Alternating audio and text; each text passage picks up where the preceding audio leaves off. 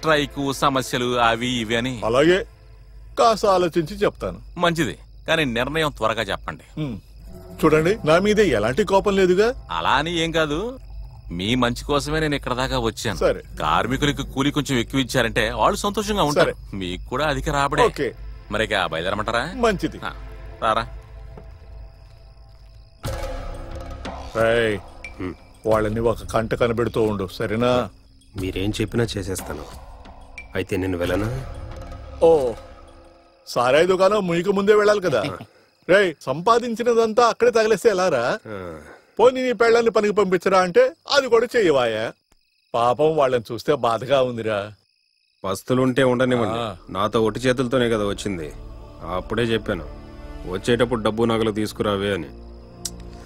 అలా చేసుంటే నేను ఇలా ఉండేవాడిని కాదు. అది దానికి తోచలేదు కదా. అందుకే నువ్వు నీకు